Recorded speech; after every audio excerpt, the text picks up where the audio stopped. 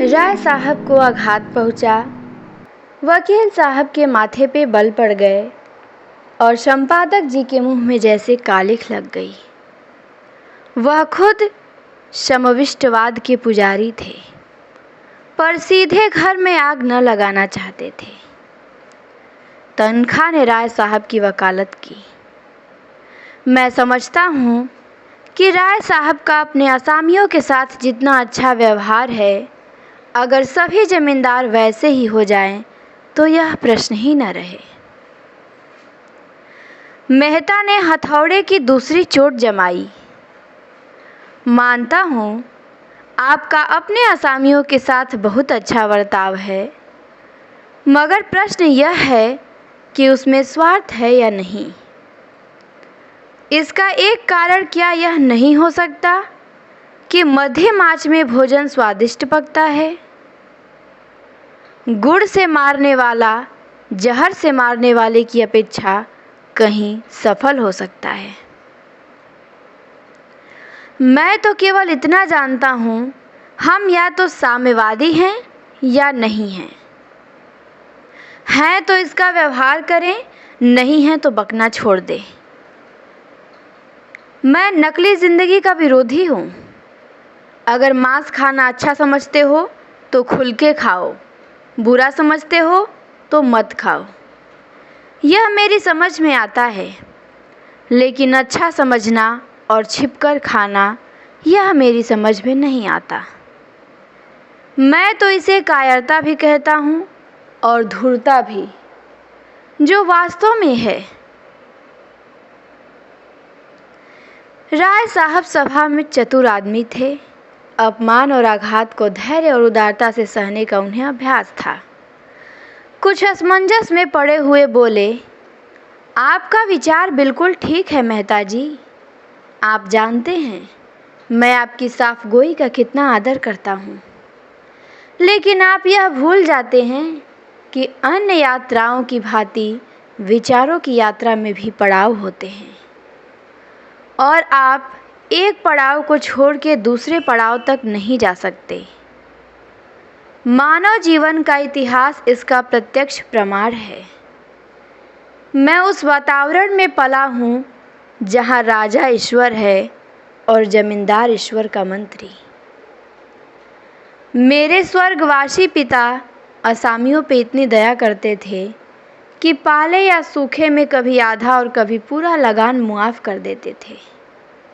अपने बखार से अनाज निकालकर असामियों को खिला देते थे। घर के गहने बेच के कन्याओं के विवाह में मदद देते थे। मगर उसी वक्त जब तक प्रजा उनको सरकार और धर्मावतार कहती रहे, उन्हें अपना देवता समझकर उनकी पूजा करती रहे। प्रजा का पालन उनका सनातन धर्म था, लेकिन अधिकार के नाम पर वह कौड़ी का एक दांत भी फोड़कर देना न चाहते थे। मैं उसी वातावरण में पला हूँ और मुझे गर्व है कि मैं व्यवहार में चाहे जो कुछ करूँ, विचारों में उनसे आगे बढ़ गया हूँ और यह मानने लग गया हूँ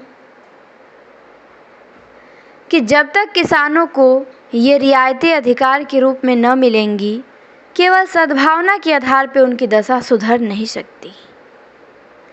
स्वेच्छा अगर अपना स्वार्थ छोड़ दें तो अपवाद है। मैं खुद सद्भावना करते हुए भी स्वार्थ नहीं छोड़ सकता और चाहता हूँ कि हमारे गर्व को शासन और नीति के बल से अपना स्वार्थ छोड़ने के लिए मजबूर कर दिए जाए। इसे आप कायरता कहेंगे, मैं इसे व्यवस्था कहता हूँ। मैं इसे स्वीकार करता हूँ कि किसी को भी दूसरे के श्रम पे मोटे होने का अधिकार नहीं है। उपजीवी होना घोर लज्जा की बात है। कर्म करना प्राणी मात्र का धर्म है। समाज की ऐसी व्यवस्था जिसमें कुछ लोग मौज करें और अधिक लोग पिसे और खपें, कभी सुखद नहीं हो सकती। पूंजी और शिक्षा, जिसे मैं पूंजी का ही एक रूप समझता हूँ, इनका किला जितनी जल्दी टूट जाए उतना ही अच्छा है। जिन्हें पेट की रोटी मयस्सर नहीं, उनके अफसर और नियोजक 10-10, 5-5 हजार फटकारे यह हास्यास्पद और लज्जास्पद भी है। इस व्यवस्था ने हम जमींदारों में कितनी विलासिता, कितना दुराचार, कितनी पराधीनता और कितनी निर्लज्जता भर दी है, यह मैं खूब जानता हूँ। लेकिन मैं इन कारणों से इस व्यवस्था का विरोध नहीं करता। मेरा तो यह कहना है कि अपने स्वार्थ की दृष्टि से भी इसका अनुमोदन नहीं किया जा सकता। इस शान को निभाने के लिए हमें अपनी आत्मा की इतनी हत्या करनी पड़ती है कि हम में आत्माभिमान का नाम भी नहीं रहा। हम अपने असामियों को लूटने के लिए मजबूर हैं। अगर अफसरों की कीमती कीमती डालियां न दे तो बागी समझ जाए, शान से न रहे तो कंजूस कहलाए। प्रगति की जरा सी आहट पाते ही हम कांप उठते हैं और अफसरों के पास फरियाद लेकर दौड़ते हैं कि हमारी रक्षा कीजिए। हमें अपने ऊपर विश्वास नहीं रहा, न पुरुषार्थ ही रह गया। बस हमारी दशा उन बच्चों की सी है जिन्हें चम्मच से दूध पिला के पाला जाता है, बाहर से मोटे, अंदर से दुर्बल, सत्वहीन और मोहताज। मेहता ने ताली बजा के कहा, हियर हियर। आपकी जबान में जितनी बुद्धि है, काश उसकी आधी भी बुद्धि मस्तिष्क में होती। खेद यही है कि सब कुछ समझते हुए भी आप अपने विचारों को व्यवहार में नहीं लाते। तब ओंकार नाथ बोले, अकेला चना भार नहीं फोड़ सकता मिस्टर मेहता। हमें समय के साथ चलना भी है और उसे अपने साथ चलाना भी। बुरे कामों में ही सहयोग की ज़रूरत नहीं होती, अच्छे कामों के लिए भी सहयोग उतना ही ज़रूरी है। आप ही क्यों 800 रुपये महीने हड़पते हैं, जब आपके करोड़ों भाई केवल 8 रुपये में अपना निर्वाह कर रहे हैं। राय साहब ने ऊपरी खेद लेकिन भीतरी संतोष से संपादक जी को देखा और बोले, व्यक्तिगत बातों पे आलोचना ना कीजिए संपादक जी, हम यहाँ समाज की व्यवस्था पे विचार कर रहे हैं। मिस्टर मेहता उसी ठंडे मन से बोले, नहीं नहीं, मैं इसे बुरा नहीं समझता। समाज व्यक्ति ही से बनता है और व्यक्ति को भूलकर हम किसी व्यवस्था पे विचार नहीं कर सकते। तो ये बहुत अच्छा कथन है कि समाज व्यक्ति से ही बनता है और व्यक्ति को भूलकर हम किसी व्यवस्था पे विचार नहीं कर सकते। मैं इसीलिए इतना वेतन लेता हूँ कि मेरा इस व्यवस्था पे विश्वास नहीं है। संपादक जी को अचंभा हुआ। कहें, अच्छा तो आप वर्तमान व्यवस्था के समर्थक हैं? तो कहते हैं मिस्टर मेहता कि मैं इस सिद्धांत का समर्थक हूँ कि संसार में छोटे बड़े हमेशा रहेंगे और उन्हें हमेशा रहना चाहिए। इसे मिटाने की चेष्टा करना मानव जाति के सर्वनाश का कारण होगा। तो ये भी कथन पेपर में पूछा जा चुका है। किसका है? तो प्रेमचंद का बताया गया है, वहाँ उन्हीं का कथन है। लेकिन इस उपन्यास में किसका कथन है ये? तो ये मिस्टर मेहता द्वारा कहवाया गया है। किसने कहा है? मेहता ने, कि मैं इस सिद्धांत का समर्थक हूँ कि संसार में छोटे बड़े हमेशा रहेंगे और उन्हें रहना भी चाहिए। फिर है आगे, कुश्ती का जोड़ बदल गया। राय साहब किनारे खड़े हो गए। संपादक जी मैदान में उतरे। कहे कि आप 20वीं शताब्दी में ऊंच नीच का भेद मानते हैं? तो मेहता ने कहा, जी हाँ मानता हूँ और बड़े जोरों से मानता हूँ। जिस मत के आप समर्थक हैं वह भी तो कोई नई चीज़ नहीं। जब से मनुष्य में ममत्व का विकास हुआ तभी से उस मत का जन्म हुआ। बुद्ध और प्लेटो और ईसा सभी समाज में समता के प्रवर्तक थे।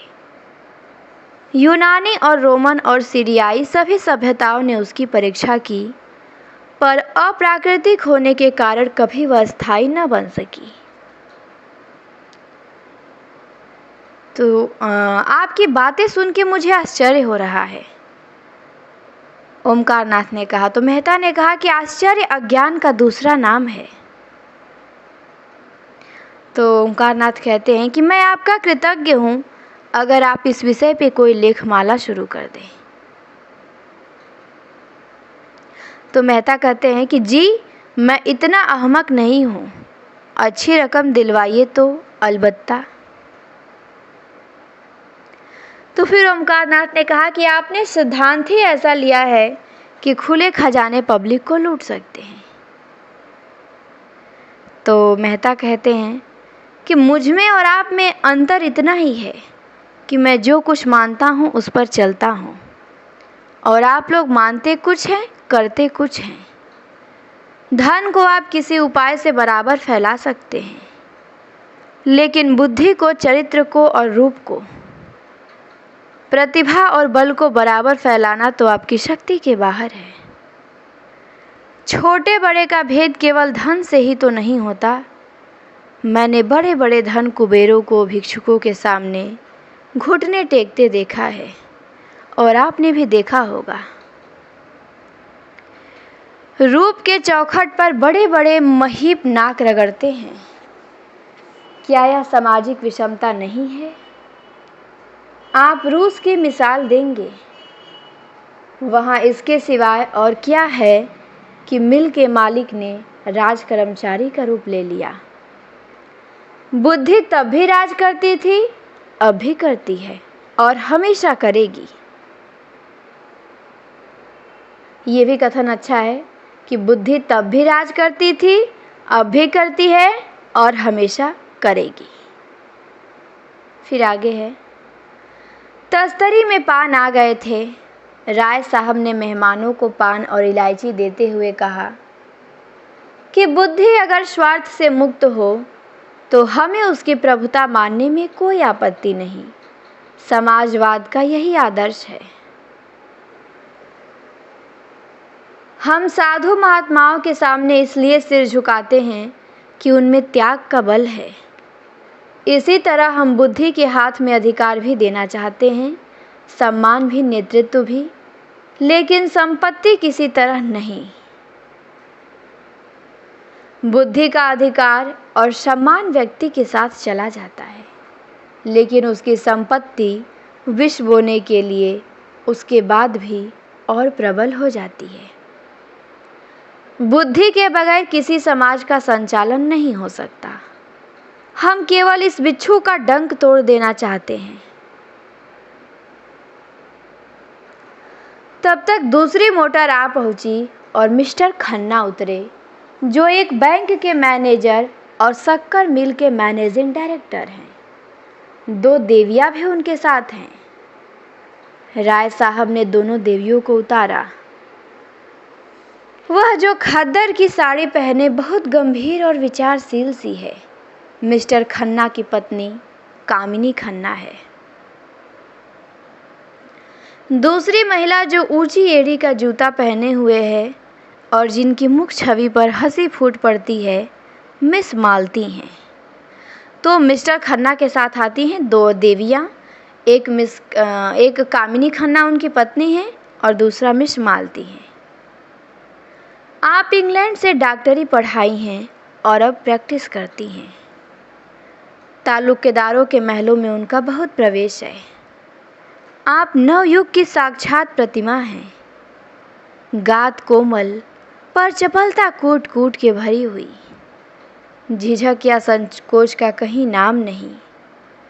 मेकअप में प्रवीण, बला की हाजिर जवाब, पुरुष विज्ञान की अच्छी जानकार, आमोद प्रमोद को जीवन का तत्व समझने वाली, लुभाने और रिझाने की कला में निपुण। जहाँ आत्मा का स्थान है वहाँ प्रदर्शन, जहाँ हृदय का स्थान है वहाँ हाव भाव, मनोद्गारों पर कठोर निग्रह, जिसमें इच्छा या अभिलाषा का लोप सा हो गया। आपने मिस्टर मेहता से हाथ मिलाते हुए कहा, सच कहती हूँ आप सूरत से ही फिलासफर मालूम होते हैं। इस नई रचना में तो आपने आत्मवादियों को उधेड़ कर रख दिया। पढ़ते पढ़ते कई बार मेरे जी में ऐसे आया कि आपसे लड़ जाऊं। फिलासफरों में सहृदयता क्यों गायब हो जाती है? मेहता झेंप गए। बिन ब्याहे थे, नवयुग की रमणियों से पनाह मांगते थे, पुरुषों की मंडली में खूब चाहते थे, मगर ज्यों ही कोई महिला आई और आपकी ज़बान बंद हो गई, जैसे बुद्धि पे ताला लग जाता था। स्त्रियों से शिष्ट व्यवहार तक करने की सुधि न रहती थी। मिस्टर खन्ना ने पूछा, फिलासफरों की सूरत में क्या खास बात होती है देवी जी?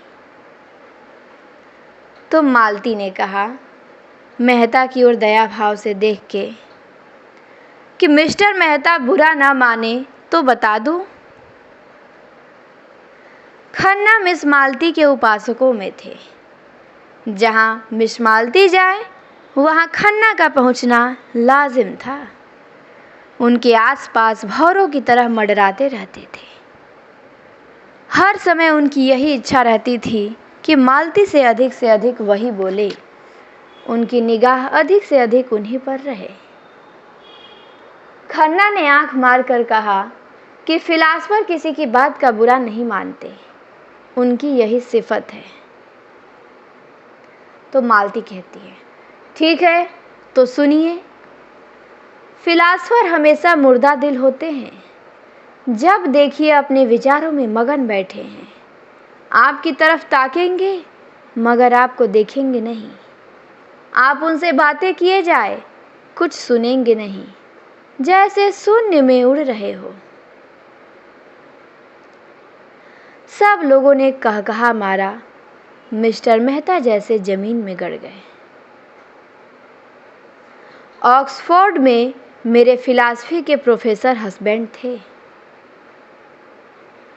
तो ये बताती है मालती कि ऑक्सफोर्ड यूनिवर्सिटी है, उसमें फिलॉसफी के प्रोफेसर मेरे हस्बैंड थे। खन्ना ने टोका, नाम तो निराला है।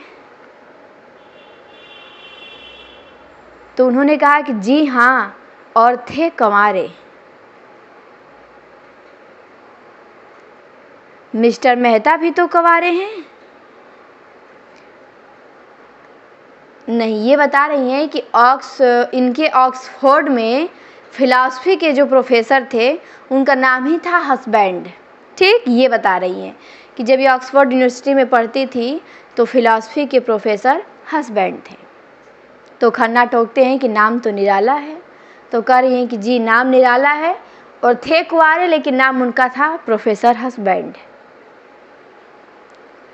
फिर कहती हैं कि मिस्टर मेहता भी तो कुंवारे हैं। अब मेहता को अवसर मिल गया।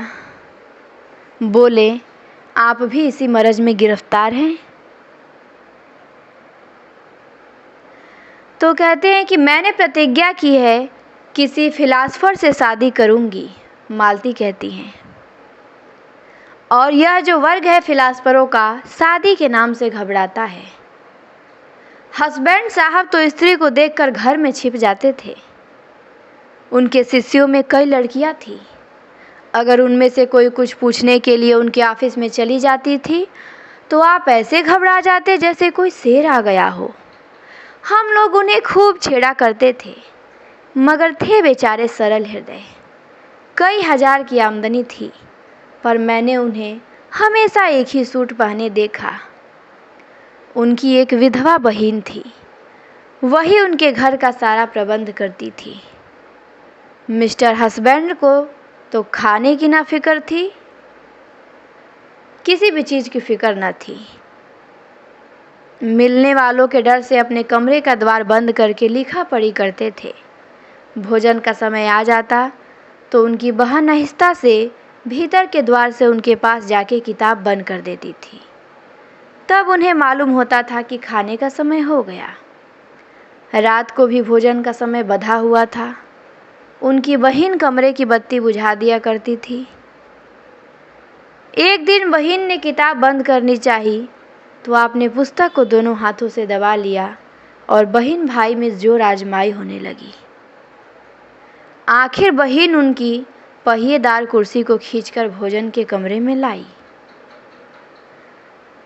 तब राय साहब बोले, मगर मेहता साहब तो बड़े खुशमिजाज और मिलनसार हैं। नहीं, अगर ऐसे नहीं होते तो फिर इस हंगामे में क्यों आते? तो मालती कहती, तब ये फिलासफर न होंगे। जब अपनी चिंताओं से हमारे सिर में दर्द होने लगता है तो विश्व की चिंता सिर पे लाद कर कोई कैसे प्रसन्न रह सकता है? उधर संपादक जी श्रीमती खन्ना से आर्थिक कठिनाइयों की कथा कह रहे थे। बस यूँ समझिए श्रीमती जी कि संपादक का जीवन एक दीर्घ विलाप है जिसे सुन के लोग दया करके बदले कानों पर हाथ रख लेते हैं।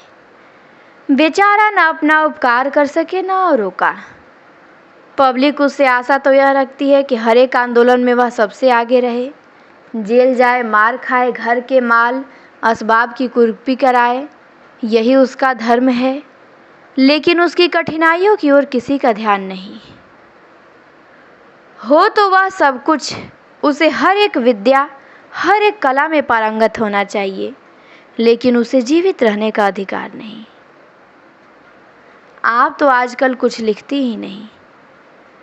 आपकी सेवा करने का जो थोड़ा सा सौभाग्य मुझे मिल सकता है, उससे क्यों मुझे वंचित रखती हैं? मिसेज खन्ना को कविता लिखने का शौक था। इस नाते से संपादक जी कभी कभी उनसे मिल आया करते थे, लेकिन घर के काम धंधों में व्यस्त रहने के कारण इधर बहुत दिनों से कुछ लिख नहीं सकी थी। सच बात तो यह है कि संपादक जी ने ही उन्हें प्रोत्साहित करके कवि बनाया था। सच्ची प्रतिभा उनमें बहुत कम थी। तो कहती हैं मिसेज खन्ना, क्या लिखूं, कुछ सूझता ही नहीं। आपने कभी मिस मालती से कुछ लिखने को क्यों नहीं कहा? संपादक जी उपेक्षा भाव से बोले, उनका समय मूल्यवान है कामिनी देवी। लिखते तो वह लोग हैं जिनके अंदर कुछ दर्द है, अनुराग है, लगन है, विचार है, जिन्होंने धन और भोग विलास को जीवन का लक्ष्य बना लिया है। वे क्या लिखेंगे? ये भी बहुत ही बढ़िया कथन है। ये भी कथन पूछा जाता है और पूछा जाएगा, तो इसे भी आप ध्यान दीजिए। और कौन कहता है?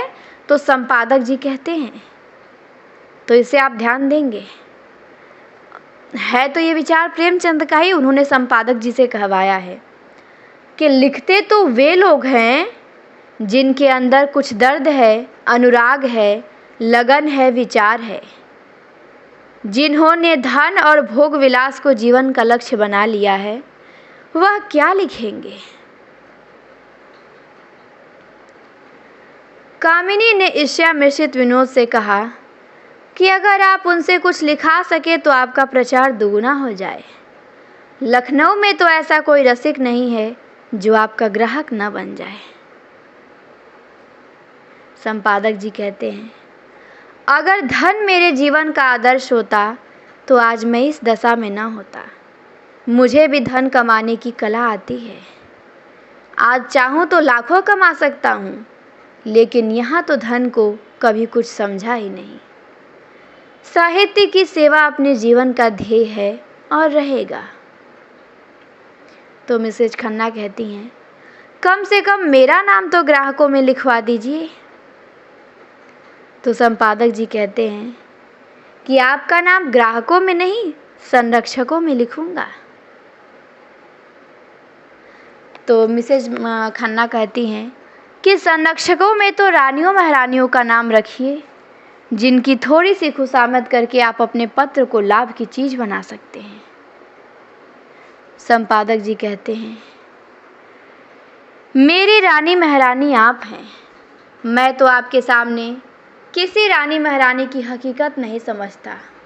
जिसमें दया और विवेक है वही मेरी रानी है। खुशामद से मुझे घृणा है।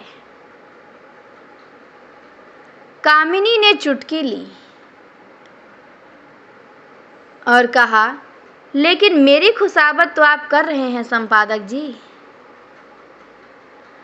संपादक जी ने गंभीर होकर श्रद्धापूर्वक स्वर में कहा, यह खुशामद नहीं है देवी जी, हृदय के सच्चे उद्गार हैं। तब तक राय साहब ने पुकारा, संपादक जी जरा इधर आइएगा, मिस मालती आपसे कुछ कहना चाहती हैं। संपादक जी की वह सारी अकड़ गायब हो गई। नम्रता और विनय की मूर्ति बने हुए आकार खड़े हो गए। मालती ने उन्हें सदै नेत्रों से देखकर कहा, मैं अभी कह रही थी कि दुनिया में मुझे सबसे ज़्यादा डर संपादकों से लगता है। आप लोग जिसे चाहें एक क्षण में बिगाड़ दें। मुझी से चीफ सेक्रेटरी साहब ने एक बार कहा, अगर मैं इस ब्लडी ओमकार नाथ को जेल में बंद कर सकूं तो अपने को भाग्यवान समझो। ओमकार नाथ की बड़ी बड़ी मूछें खड़ी हो गईं। आंखों में गर्व की ज्योति चमक उठी। यूं तो वह बहुत शांति प्रकृति के आदमी थे, लेकिन ललकार सुन के उनका पुरुषत्व उत्तेजित हो जाता था। दृढ़ता भरे स्वर में बोले, इस कृपा के लिए आपका कृतज्ञ हूं। उस सभा में अपना जिक्र तो आता है, चाहे किसी तरह आए। आप सेक्रेटरी महोदय से कह दीजिएगा कि ओमकार नाथ उन आदमियों में नहीं है जो इन धमकियों से डर जाए। उसकी कलम उसी वक्त विश्राम लेगी जब उसकी जीवन यात्रा समाप्त हो जाएगी। उसने अनीति और स्वेच्छाचार को जड़ से खोद के फेंक देने का जिम्मा लिया है। मिस मालती ने और उकसाया और कहा कि मगर मेरी समझ में आपकी यह नीति नहीं आती कि जब आप मामूली शिष्टाचार से अधिकारियों का सहयोग प्राप्त करते हैं तो क्यों उनसे कन्नी काटते हैं। अगर आप अपनी आलोचनाओं में आग और विष जरा कम कर दें तो मैं वादा करती हूँ कि आपको गवर्नमेंट से काफ़ी मदद दिला सकती हूँ। जनता को तो आपने देख लिया, उससे अपील की, उसकी खुशामद की, अपनी कठिनाइयों की कथा कही, मगर कोई नतीजा ना निकला। अब जरा अधिकारियों को भी आजमा देखिए। तीसरे महीने आप मोटर पर न निकलेंगे और सरकारी दावतों में निमंत्रित न होने लगेंगे तो मुझे जितना चाहे कोसिएगा।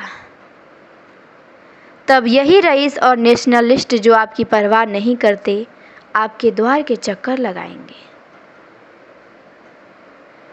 ओमकार नाथ अभिमान के साथ बोले कि यही तो मैं नहीं कर सकता देवी जी। मैंने अपने सिद्धांतों को सदैव ऊंचा और पवित्र रखा है और जीते जी उनकी रक्षा करूंगा। दौलत के पुजारी तो गली गली मिलेंगे, मैं सिद्धांत के पुजारियों में हूँ। ये भी बहुत अच्छा कथन है जो ओमकार नाथ कहता है। पूछ सकता है कि ये गोदान में कौन कहता है कि दौलत के पुजारी तो बहुत गली गली मिलेंगे पर मैं सिद्धांत के पुजारियों में हूँ। मिस मालती कहती हैं कि मैं इसे दंभ कहती हूँ। ओमकार नाथ कहते हैं आपकी इच्छा। मिस मालती कहती हैं धन की आपको परवाह नहीं। ओमकार नाथ कहते हैं कि सिद्धांतों का खून करके नहीं। तो मिस मालती कहती हैं तो आपके पत्र में विदेशी वस्तुओं के विज्ञापन क्यों होते हैं? मैंने किसी भी दूसरे पत्र में इतने विदेशी विज्ञापन नहीं देखे। आप बनते तो हैं आदर्शवादी और सिद्धांतवादी, पर अपने फायदे के लिए देश का धन विदेश भेजते हुए आपको जरा भी खेद नहीं होता। आप किसी तर्क से इस नीति का समर्थन नहीं कर सकते। और ओमकार नाथ के पास सचमुच इसका कोई जवाब न था। उन्हें बगले झांकते देखकर राय साहब ने उनकी हिमायत की और कहा, तो आखिर आप क्या चाहती हैं? इधर से भी मारे जाए, उधर से भी मारे जाए, तो पत्र कैसे चले? पर मिस मालती ने दया करना न सीखा था। उन्होंने कहा कि पत्र नहीं चलता तो बंद कर दीजिए। अपना पत्र चलाने के लिए आपको विदेशी वस्तुओं के प्रचार का कोई अधिकार नहीं। अगर आप मजबूर हैं तो सिद्धांत का ढोंग छोड़िए। मैं तो सिद्धांतवादी पत्रों को देख के जल उठती हूँ। जी चाहता है दिया सलाई दिखा दूँ। जो व्यक्ति कर्म और वचन में सामंजस्य नहीं रख सकता, वह और चाहे जो कुछ हो सिद्धांतवादी नहीं है। अब मेहता एकदम खिल उठे। थोड़ी देर पहले उन्होंने खुद इसी विचार का प्रतिपादन किया था। उन्हें मालूम हुआ कि इस रमणी में विचार की शक्ति भी है। केवल तितली नहीं, संकोच जाता रहा। मेहता कहते हैं, यही बात अभी मैं कह रहा था कि विचार और व्यवहार में सामंजस्य का न होना ही धूर्तता है, मक्कारी है। मिस मालती प्रसन्न मुख से बोली, तो इस विषय में आप और मैं एक हैं, और मैं भी फिलासफर होने का दावा कर सकती हूँ। खन्ना की जीभ में खुजली हो रही थी। बोले कि आपका एक एक अंग फिलॉसफी में डूबा हुआ है। मालती ने उनकी लगाम खींची। अच्छा, आपको भी फिलॉसफी में दखल है? मैं तो समझती थी कि आप बहुत पहले अपनी फिलॉसफी को गंगा में डुबो बैठे हैं।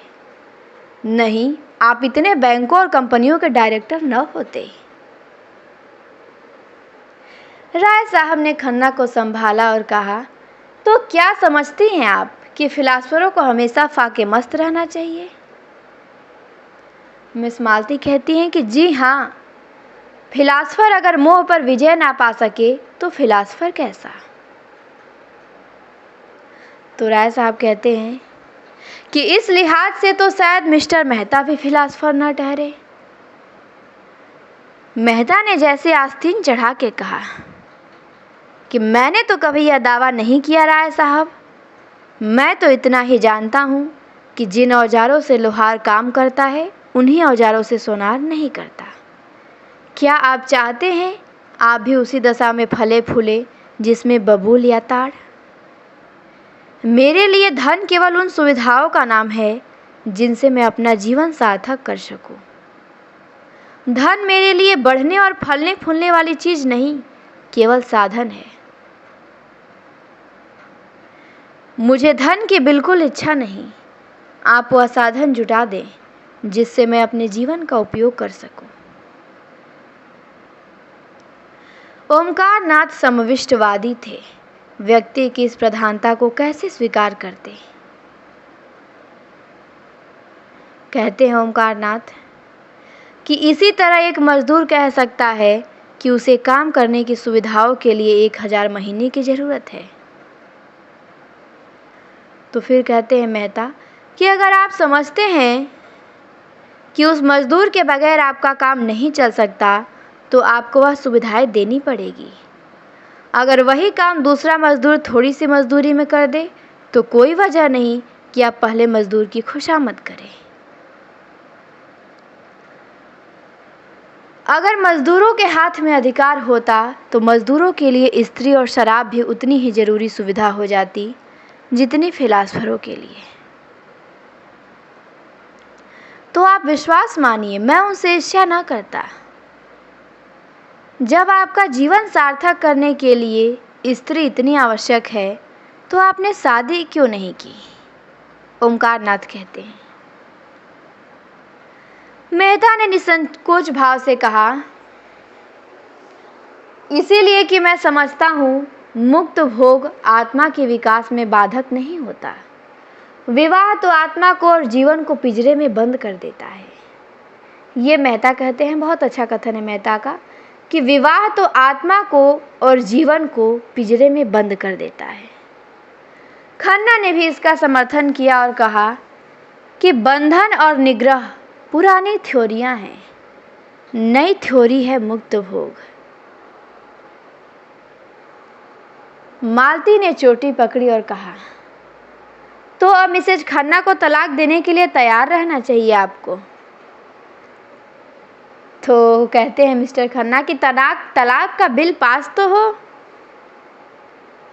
शायद उसका तो ये कहती हैं मिस मालती कि शायद उसका पहला उपयोग आप ही करेंगे। कामिनी ने मालती की ओर विष भरी आंखों से देखा और मुंह सिकोड़ लिया, मानो कह रही है कि खन्ना तुम्हें मुबारक रहे, मुझे परवाह नहीं। मालती ने मेहता की तरफ देख के कहा कि इस विषय में आपके क्या विचार हैं मिस्टर मेहता? मेहता गंभीर हो गए। वह किसी प्रश्न पे अपना मत प्रकट करते तो जैसे अपनी सारी आत्मा उसमें डाल देते थे। और क्या कहते हैं मिस्टर मेहता? देखिए, ये कथन नेट में पूछा जा चुका है, इम्पॉर्टेंट है। मेहता कहते हैं कि विवाह को मैं सामाजिक समझौता समझता हूँ और उसे तोड़ने का अधिकार न पुरुष को है और न स्त्री को। समझौता करने के पहले आप स्वाधीन हैं, पर समझौता हो जाने के बाद आपके हाथ कट जाते हैं। मालती कहती है, तो आप तलाक के विरोधी हैं, क्यों? तो कहते हैं मेहता कि बिल्कुल मैं पक्का विरोधी हूँ। तो फिर कहती है मालती कि और मुक्त भोग वाला सिद्धांत? तो मिस्टर मेहता कहते हैं कि वह उनके लिए है जो विवाह नहीं करना चाहते, अपनी आत्मा का संपूर्ण विकास सभी चाहते हैं, फिर विवाह कौन करे और क्यों करे? इसीलिए कि मुक्ति सभी चाहते हैं, पर ऐसे बहुत कम हैं जो लोभ से अपना गला छुड़ा सके। फिर मालती कहती हैं कि आप श्रेष्ठ किसे समझते हैं, विवाहित जीवन को या अविवाहित जीवन को? मेहता कहते हैं समाज की दृष्टि से विवाहित जीवन को और व्यक्ति की दृष्टि से अविवाहित जीवन को मैं श्रेष्ठ समझता हूँ। धनुष यज्ञ का अभिनय निकट था। 10 से 1 धनुष यज्ञ, 1 से 3 तक प्रहसन एक प्रोग्राम था। भोजन की तैयारी शुरू हो गई थी। मेहमानों के लिए बंगले में रहने का अलग अलग प्रबंध था। खन्ना परिवार के लिए 2 कमरे रखे गए थे। और भी कितने ही मेहमान आ गए थे। सभी अपने अपने कमरे में आ गए और कपड़े बदल बदल के भोजनालय में जमा हो गए। यहाँ छूत छात का कोई भेद न था। सभी जातियों और वर्णों के लोग साथ भोजन करने बैठे। केवल संपादक ओमकारनाथ सबसे अलग अपने कमरे में फलाहार करने गए और कामिनी खन्ना को सिरदर्द हो रहा था। उन्होंने भोजन करने से इनकार कर दिया। भोजनालय में मेहमानों की संख्या 25 से कम न थी। शराब भी था और मांस भी। इस उत्सव के लिए राय साहब अच्छी किस्म की शराब खास तौर पर खिंचवाते थे। खींची जाती थी दवा के नाम से, पर होती थी खालिश शराब। मांस भी कई तरह के पकते थे, कोफ्ते, कबाब और पुलाव। मुर्ग, मुर्गिया, बकरा, हिरन, तीतर, मोर, जिसे जो पसंद हो वह खाए। भोजन शुरू हो गया तो मिस मालती ने पूछा, संपादक जी कहाँ रह गए? किसी को भेजो, राय साहब उन्हें पकड़ लाएं। राय साहब ने कहा कि वह वैष्णव है, उन्हें यहाँ बुलाकर क्यों बेचारे का धर्म नष्ट करोगी? बड़ा ही आचारनिष्ठ आदमी है। तो मालती कहती हैं कि अजी कुछ और ना सही तमाशा तो रहेगा। सहसा एक सज्जन को देख के उसने पुकारा, आप भी तशरीफ रखते हैं मिर्जा खुर्शीद? यह काम आपके सुपुर्द, आपके लिए आयत की परीक्षा हो जाएगी। मिर्जा खुर्शीद गोरे चिट्ठे आदमी थे। भृंग भृंग मूछे, नीली आंखें, दोहरी देह, चांद के बाल, सफाचट, छकलिया आजकन और चूड़ीदार पजामा पहने थे। ऊपर से हैट लगा लेते थे। सूफी मुसलमान थे। 2 बार हज कर आए थे, मगर शराब खूब पीते थे। कहते थे कि जब हम खुदा का एक हुक्म भी कभी नहीं मानते तो दीन के लिए क्यों जान दें। बड़े दिल लगी बाज बेफिक्री जीव थे। पहले बसरे में ठीक का कारोबार करते थे, लाखों कमाए, मगर शामत आई कि एक मेम से अशनाई कर बैठे। मुकदमेबाजी हुई, जेल जाते जाते बचे। 24 घंटे के अंदर मुल्क से निकल जाने का हुक्म हुआ। जो कुछ जहाँ था वहीं छोड़ा और सिर्फ 50,000 लेकर भाग खड़े हुए। बम्बई में उनके निकट एजेंट था। सोचा था उनसे हिसाब किताब कर लेंगे और जो कुछ निकलेगा उसी में ज़िंदगी काट देंगे। मगर एजेंटों ने जाल करके उनसे वह 50,000 भी ऐंठ लिए। निराश होकर वहाँ से लखनऊ चले। गाड़ी में एक महात्मा से साक्षात हुआ। महात्मा जी ने उन्हें सब जवाब दिखाकर उनकी घड़ी, अंगूठियाँ, रुपए सब उड़ा लिए। बेचारे लखनऊ पहुँचे तो देह पे कपड़ों के सिवा कुछ न था। राय साहब से पुरानी मुलाकात थी। कुछ उनकी मदद से और कुछ अन्य मित्रों की मदद से एक जूते की दुकान खोल ली। वह अब लखनऊ की सबसे चलती हुई जूते की दुकान थी। 400-500 रोज की बिक्री थी। जनता को उन पर थोड़े ही दिनों में इतना विश्वास हो गया कि एक बड़े भारी मुस्लिम तालुकेदार को नीचा दिखा के काउंसिल में पहुंच गए। अपनी जगह पे बैठे बैठे बोले, जी नहीं, मैं किसी की दिन नहीं बिगाड़ता, किसी का दिन नहीं बिगाड़ता। यह काम आपको खुद करना चाहिए। मज़ा तो जब है कि आप उन्हें शराब पिलाकर छोड़े, और यह आपके हुस्न के जादू की आजमाइश है। चारों तरफ से आवाज़ें आई, हा हा, मिस मालती, आज आप अपना कमाल दिखाइए। मालती ने मिर्जा को ललकारा, कुछ इनाम दोगे?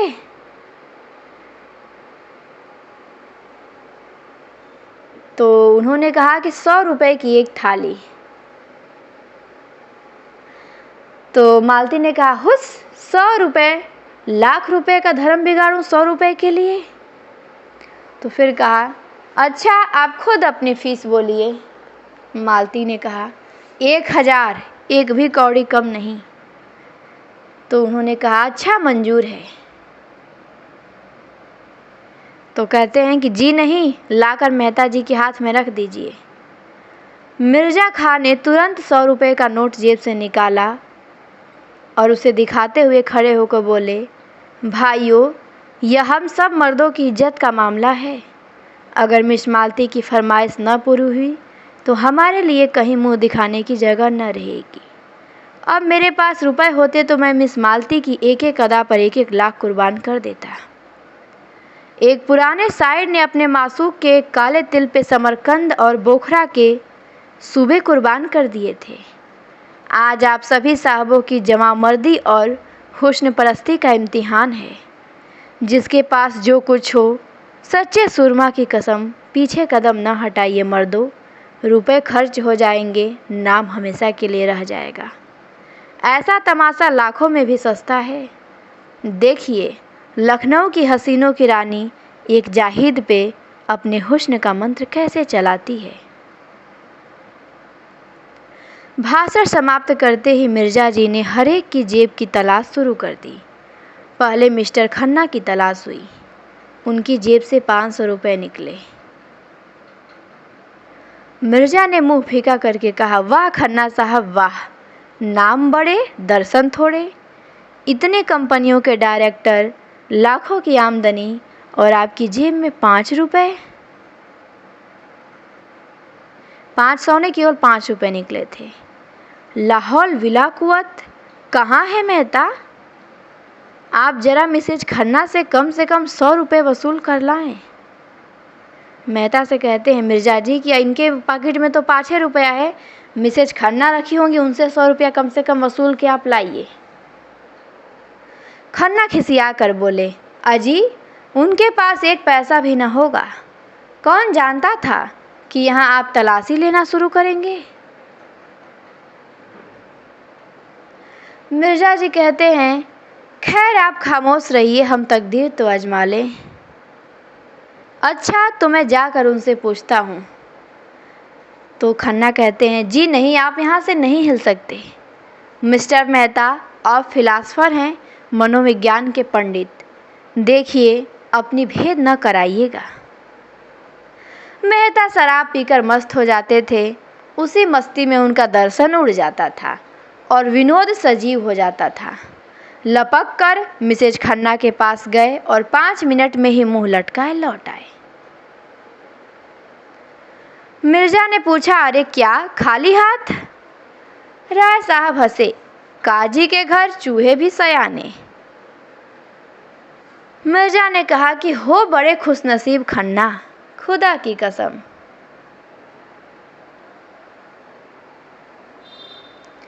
मेहता ने कहा मारा और जेब से 100 रुपए के 5 नोट निकाले। मिर्जा ने लपक के उन्हें गले लगा लिया।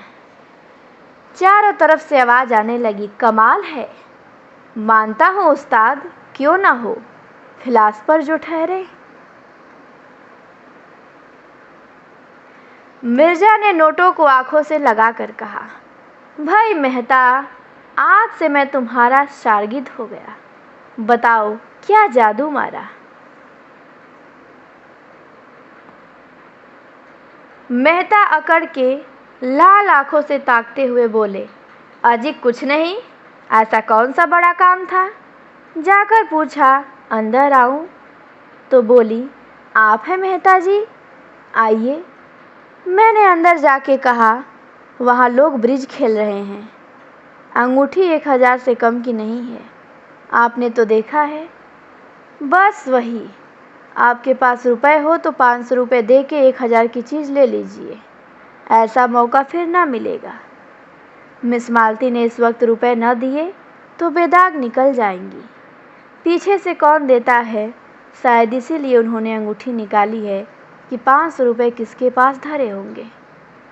फिर उन्होंने मुस्कुराया और चट से अपने बटुए से 5 नोट निकाल कर दे दिए और बोली कि मैं बिना कुछ लिए घर से नहीं निकलती, न जाने कब क्या ज़रूरत पड़े।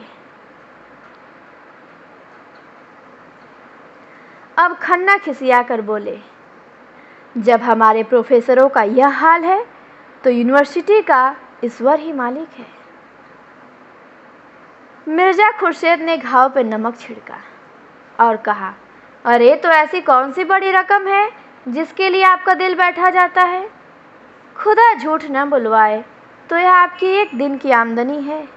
समझ लीजिएगा एक दिन बीमार पड़ गए और जाएगा भी तो मिस मालती के हाथ में।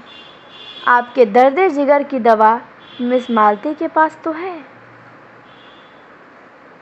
मालती ने ठोकर मारी और कहा, देखिए मिर्जा जी, तबेले में लतियाहुज अच्छी नहीं। मिर्जा ने दुम हिलाई, कहा, कान पकड़ता हूँ देवी जी। मिस्टर तनख्वाह की तलाशी हुई, मुश्किल से 10 रुपये निकले उनके पॉकेट से और मेहता की जेब से केवल 98 निकली। कई सज्जनों ने 1-1, 2-2 रुपये खुद दे दिए। हिसाब जोड़ा गया तो 300 की कमी थी और यह कमी राय साहब ने उदारता के साथ पूरी कर दी।